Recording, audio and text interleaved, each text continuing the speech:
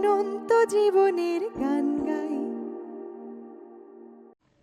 আপনারা জানেন 1857 সালে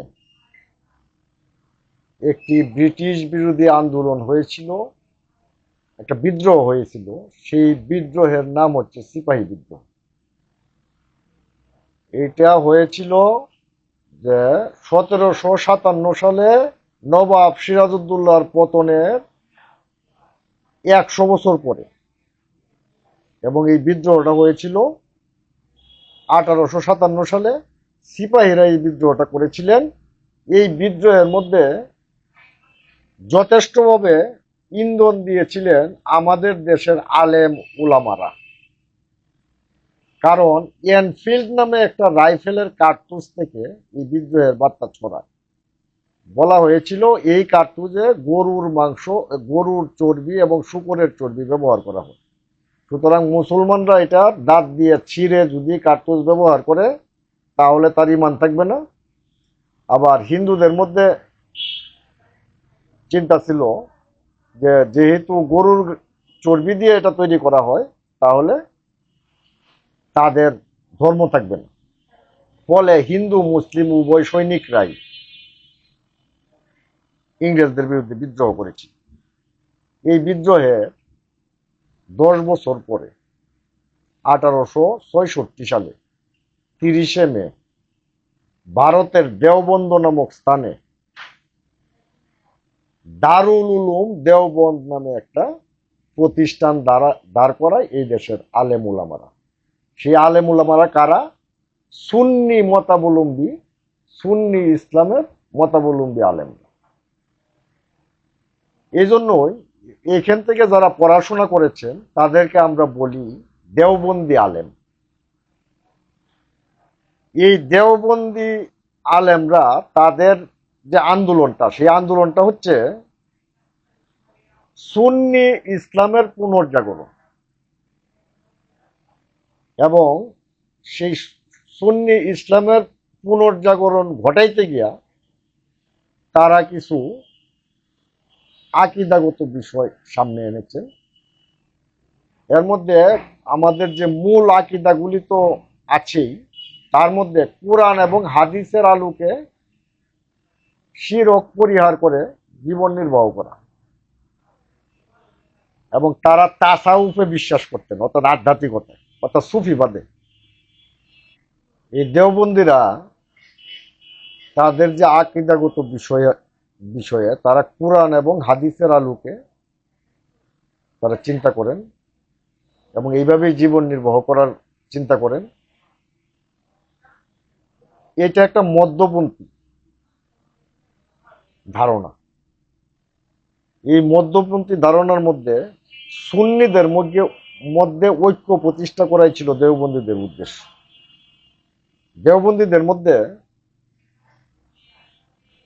যে বিষয়টা আমরা দেখতে পাই সেটা হচ্ছে তারা যে বিষয়টা বলে থাকেন যে সুন্নি ইসলামের যে 4টা মাযহাব আছে, এই মাযহাবের যে কোনো একটা মাযহাবকে মানলেই তারা তাকে মুসলমান হিসেবে স্বীকৃতি দিতে রাজি।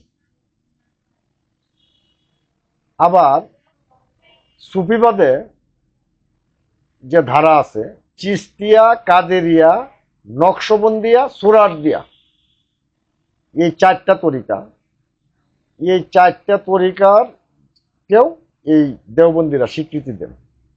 অর্থাৎ যে পীর প্রথা, যেটা সুফিতাত্ত্বিক যে প্রথা, এটা দেওবন্দীরা স্বীকৃতি দেন।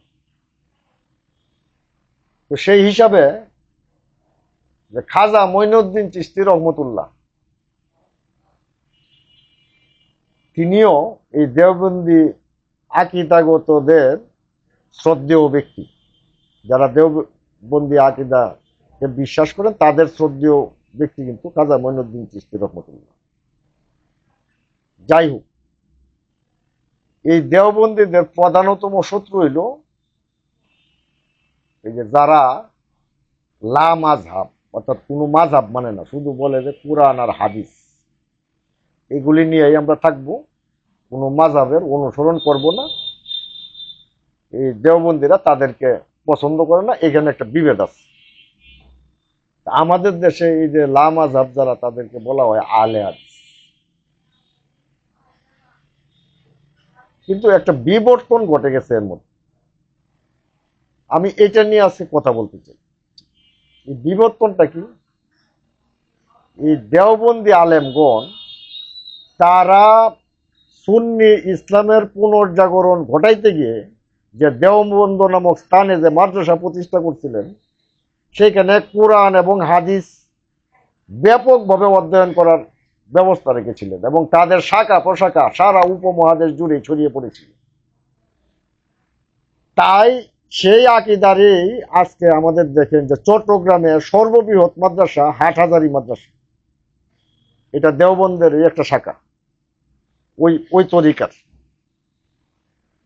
এখন তারাও কোরআন এবং হাদিস শাস্ত্রে ব্যাপক উন্নতি সাধন করছে। এই উন্নতি সাধনের ভিতর দিয়া তারা হাদিস সম্পর্কে আরো বেশি উন্নতি সাধন করছে।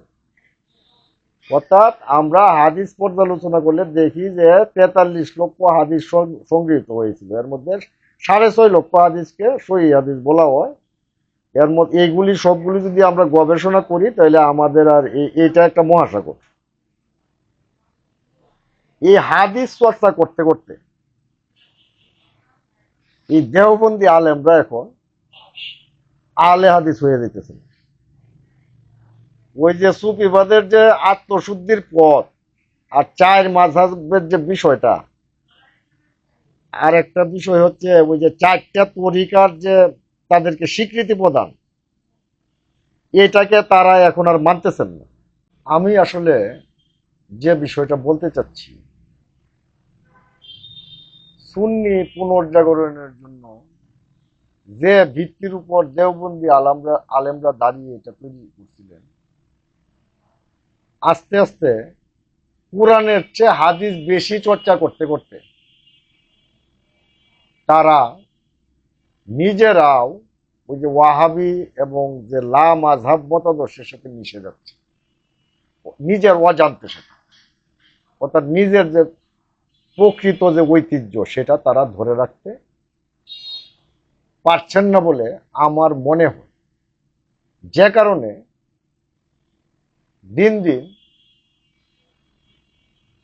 এই কওমি আলেমরা একটা ধর্মীয় উগ্রবাদী সংস্কৃতির দিকে ধাবিত হচ্ছে। আমার অনুরোধ থাকবে